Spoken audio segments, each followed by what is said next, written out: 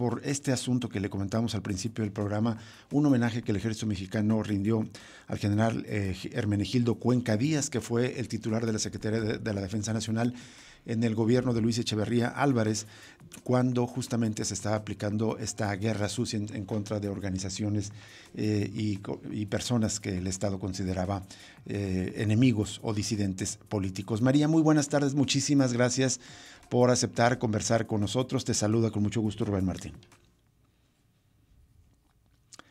¿Me escuchas, María?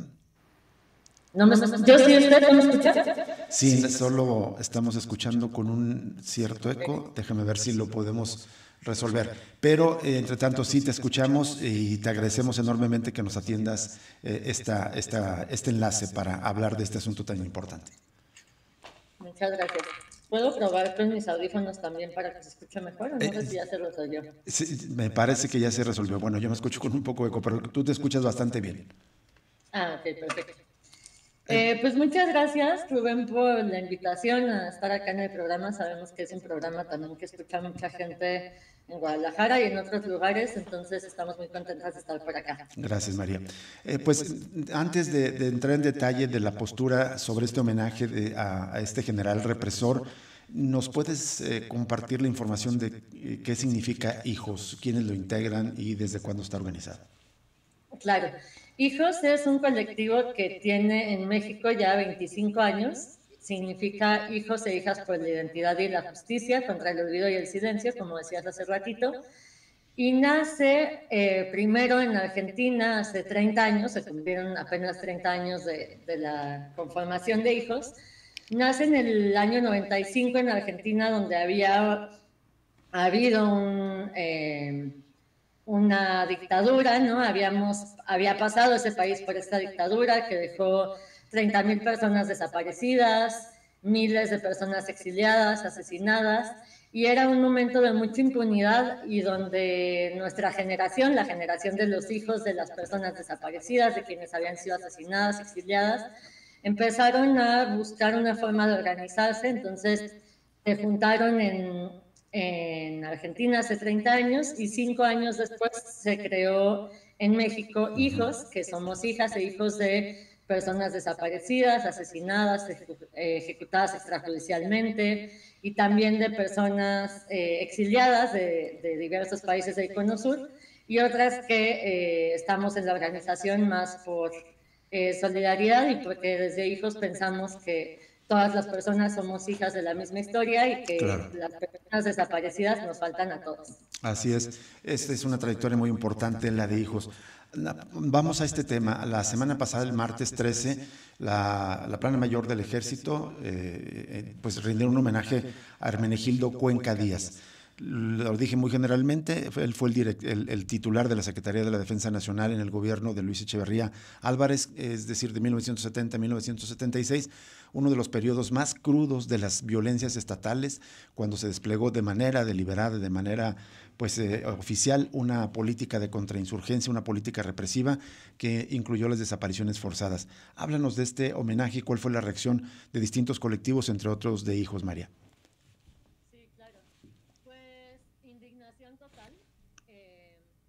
Quisiéramos decir que es sorpresa, pero la verdad es que tampoco terminamos de sorprendernos, ¿no?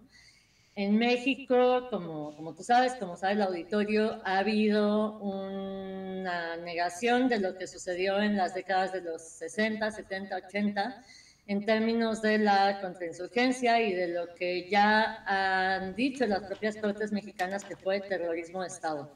En el caso de Rosendo Radilla Pacheco, que fue desaparecido en 1974, ya se habló de que se puede determinar que en este periodo se cometió terrorismo de Estado, es decir, una práctica sistemática y organizada por parte del Estado para acabar con las disidencias y para tanto disidencias armadas, guerrillas armadas en lo rural y en lo urbano, como movimientos sociales no armados, ¿no? Y lo que es un escándalo es que justamente este general, Hermenegildo Cuenca Díaz, fue quien firmó y quien estuvo a cargo de la organización, de la represión en estos 6 años, entre 1970 y 1976. Y en México no solamente no ha habido juicios, no ha habido verdad, las familias siguen sin saber dónde están las personas desaparecidas, seguimos como sociedad sin saber qué fue lo que pasó, aunque ha habido diferentes momentos de comisiones de la verdad, mecanismos de esclarecimiento histórico de los que podemos hablar, pero a nivel general no es algo de lo que se sepa, de lo que se hable, y no solo eso, sino que estos generales que debían bueno, Cuenca Díaz murió en el 77, entonces ahorita no estaría, digamos, pasando por un proceso de juicio, pero no debería ser condecorado, debería ser Claro. juzgado, digamos, por la historia y que la sociedad supiera que esta persona no solamente no se merece una condecoración, sino que merecería que todas las personas supiéramos que fue uno de los responsables de las desapariciones, las matanzas, las masacres, las torturas, las detenciones ilegales. Y esto nos preocupa mucho a las organizaciones de la sociedad civil en México, a Hijos México en particular, que crecimos escuchando a las doñas del Comité Eureka hablar de él, mencionar su nombre siempre como uno de los artífices de la represión, y ahora desde este estado supuestamente democrático lo reciben con honores, lo pasan al Panteón de Dolores con honores y hablando de la maravilla de persona que fue. María, de aquí hay dos, al menos dos planes, es decir, la guerra sucia es como se conoce en general a todos estos, por decirlo de alguna manera, repertorio represivo y violencias estatales del Estado, pero en particular se le señala a Cuenca Díaz por dos, digamos, decisiones, dos operativos. Uno es el Plan Telaraña y otro los vuelos de la muerte. No sé si nos podrías compartir más información específicamente de qué significaron estos procesos, estos operativos represivos. Claro, por supuesto. El Plan Telaraña que conocimos hace unos años también por todo el maravilloso trabajo de la Comisión de la Verdad de Guerrero, fue un plan en donde estaba escrito que tenía que haber en Guerrero un acercamiento, digamos, del ejército para acercarse a las comunidades a contrarrestar el trabajo que estaba haciendo la guerrilla y de las peores formas, ¿no? Buscar infiltrarse en los movimientos sociales, en las guerrillas incluso, buscar cercar las comunidades, dejarlas sin que tuvieran comida, agua, etcétera. Y algo muy importante es, pues, por supuesto, la desarticulación de las guerrillas, que es un eufemismo, porque en realidad era desaparecer no solo a las personas de las guerrillas en Guerrero que estaban activamente en la guerrilla, sino a toda la base social. La guerrilla rural tenía una base social muy importante y el Plan Telaraña habla también de la base social, ¿no? De cómo se debe desarticular toda esa solidaridad o todo ese apoyo que había a las guerrillas. Entonces, el Plan Telaraña está firmado por Hermenegildo Cuenca Díaz. Tenemos en archivos de la represión, en diversos espacios se cuenta con estos documentos que están firmados por él, donde se admite que, o sea, sabemos con esos documentos que el Estado buscaba desaparecer y pues desarticular completamente a la oposición. Esto en cuanto al Plan Telaraña. Y en cuanto a los vuelos de la muerte, justamente en los últimos años hemos sabido cada vez más por investigaciones, por ejemplo, del Centro PRO, del caso de Alicia de los Ríos, que también su papá era de Jalisco, de Guadalajara, Enrique Pérez Mora. Y lo que sabemos de los vuelos de la muerte es que también era una estrategia sistemática, articulada para tomar presas a personas que estaban en las guerrillas tanto urbanas como rurales, que estaban muchas veces en el campo militar número 1, llevarlas a Pie de la Cuesta, en Guerrero, a la base militar de Pie de la Cuesta, y desde ahí dispararles para subirlos a un avión con piedras en sus sacos Exacto, en sacos y tirarlos al mar, ¿no? Por eso son los vuelos de la muerte, porque desde un avión tiraron a las personas, a veces muertas, a veces en los últimos minutos de su vida, al mar. Y esto es algo que el Estado negó por décadas y que cada vez tenemos más información de que estos vuelos de la muerte de hecho existieron. Hay fotografías, Hay una reconstrucción muy, muy buena que hizo el Centro PRO el año pasado, si no mal recuerdo. Sí, así es.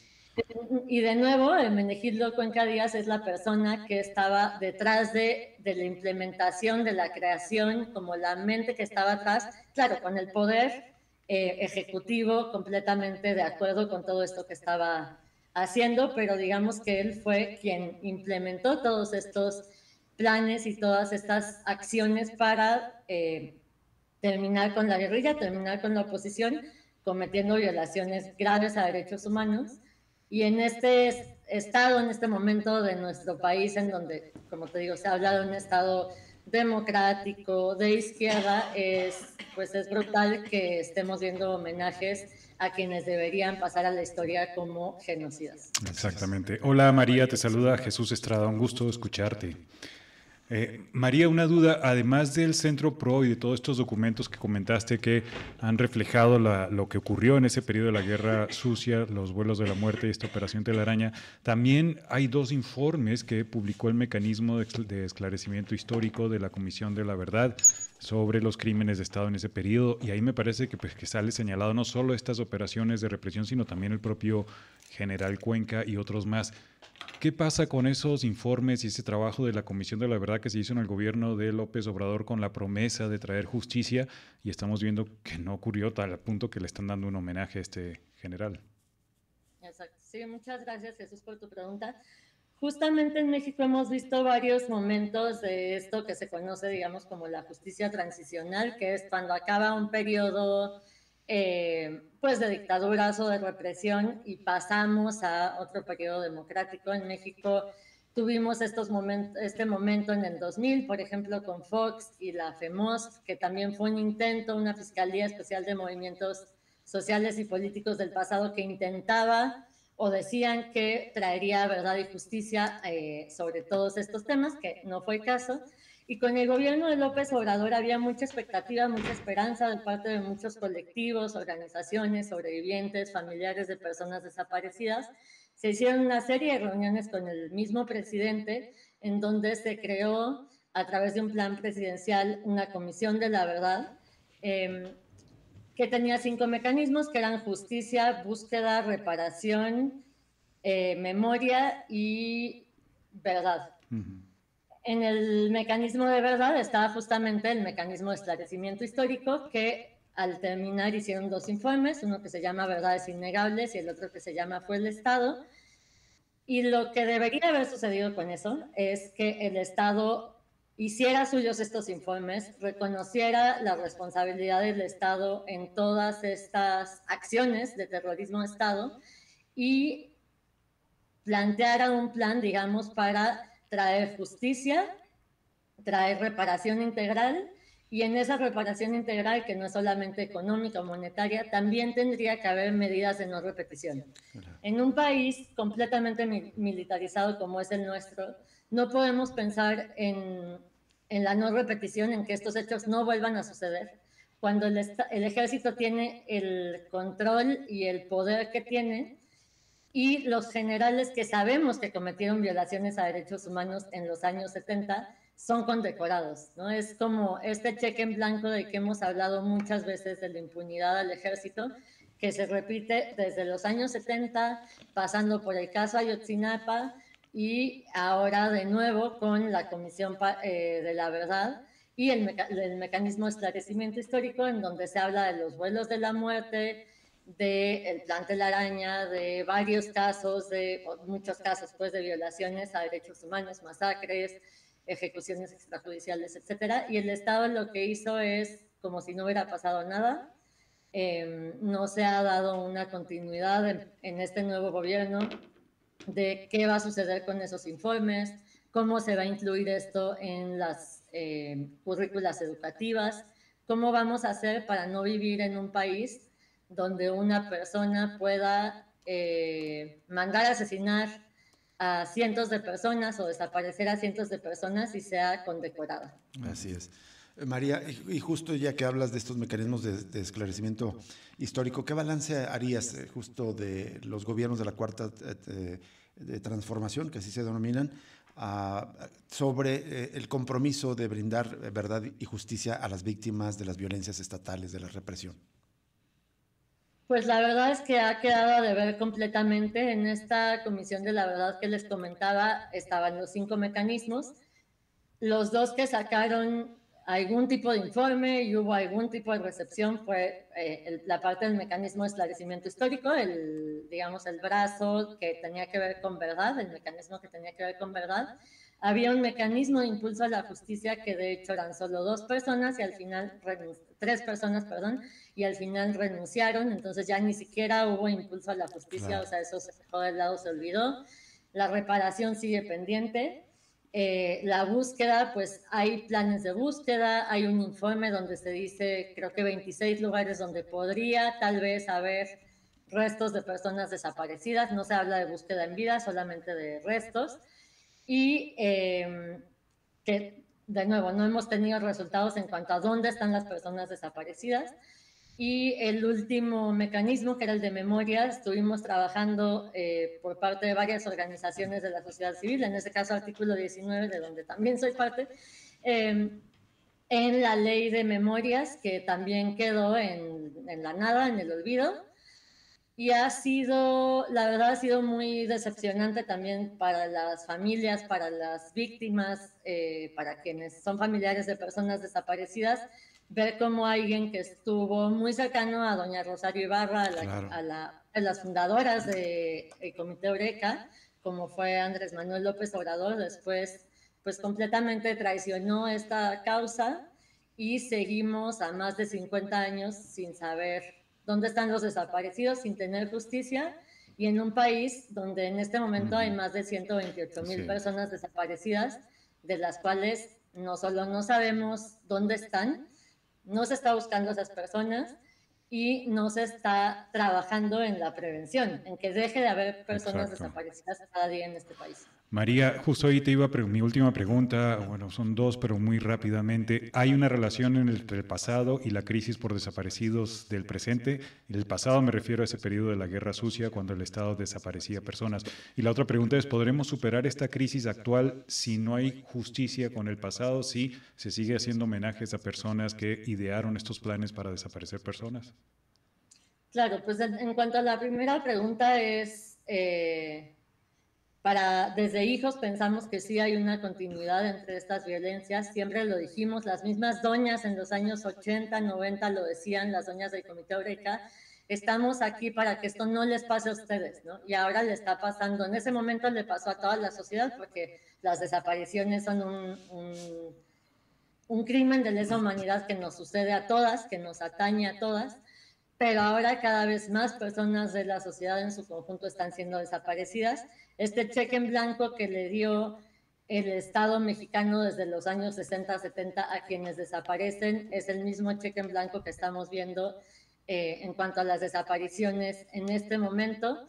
Se ha masificado la desaparición, ya no solamente es cometida por razones políticas, pero por supuesto que la impunidad del pasado para Hijos es la impunidad del presente, y mientras no tengamos justicia, verdad, reparación y memoria como sociedad de lo que sucedió, es imposible que podamos pensar en un país con democracia y en un país sin personas desaparecidas, porque tenemos que primero trabajar en el pasado, entender y saldar esas deudas para también poder trabajar en el presente y entender quiénes son los desaparecidos, dónde están y que dejen de ser desaparecidas personas. Así es.